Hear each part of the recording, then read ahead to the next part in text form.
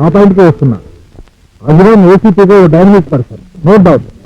But is also human being. Of course ఒక మామూలు మనిషి ఆల్రెడీ యాంటీ టెర్రరిస్ట్ ఇన్ఛార్జ్ గా చాలా రిస్క్ చేస్తున్నాడు.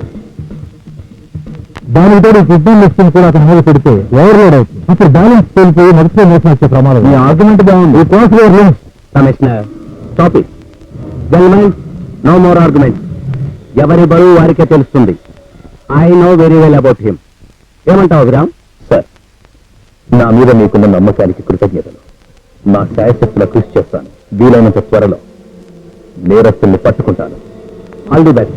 Thank you sir. అవునది మళ్ళీ బండి మార్చేవాటుగా? నాకున్న ఒకే ఒక బ్యాడ్ హ్యాబిట్. కొత్త బండి మార్కెట్లోకి వచ్చిందంటే పాత దాన్ని వదిలేస్తాను. రేపు పిల్లలు కూడా అదే కంటిన్యూ చేస్తావా?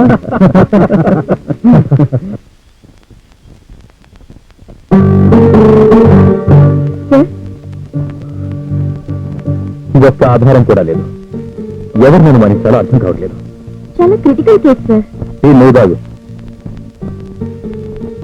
మిస్ అయిన వాళ్ళందరూ 18 నుంచి 30 ఏళ్ల లోపు వాళ్లే.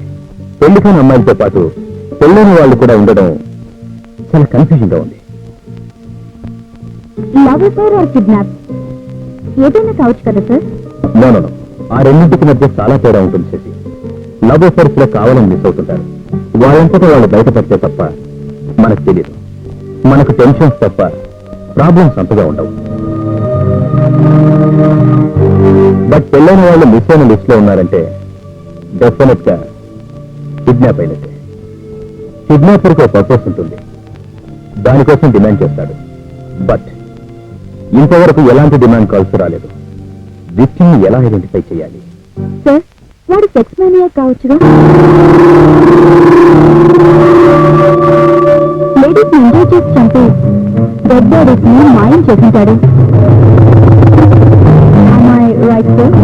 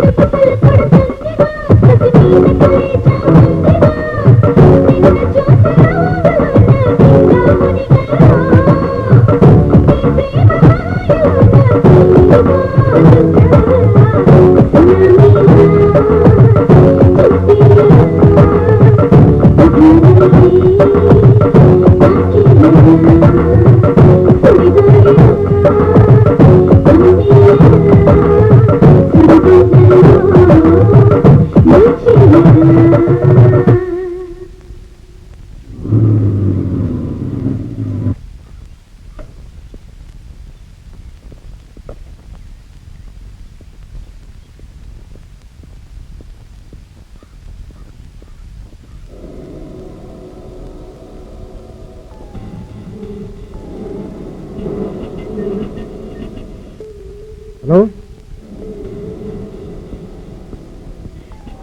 ఏం లేదు, నేను వస్తున్నాను చెప్పాగా. ఫోన్ పెట్టు. నేను అక్కడికి వచ్చాక చెప్తాను. నేను అక్కడికి వస్తున్నాను, అర్థమైందా? ఫోన్ పెట్టు.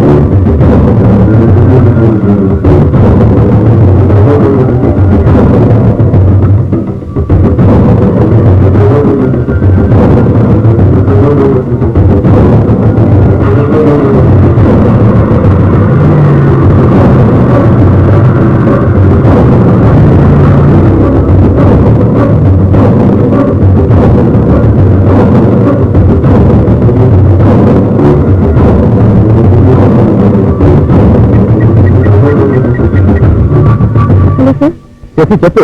సార్, కమిషనర్ గారికి ఫైల్ ఇద్దామని వచ్చాను. ఇచ్చేసావా? లేదు సార్, ఆయన చూస్తే అనుమానంగా ఉంది. ఏదో ఫోన్ వచ్చింది. కంగారుగా బయటకు వెళ్లారు. బ్రీఫ్ కేసులో రివాల్వర్ పట్టుకెళ్లారు. నువ్వు ఫాలో అయ్యావా? లేదు సార్, ఆయన కమిషనర్ కదా, అందుకని. You fool! కమిషనర్ అయినా కానిస్టేబుల్ అయినా అనుమానం వచ్చినప్పుడు ఫాలో చేయాలి. సరే సార్, ఓకే సార్.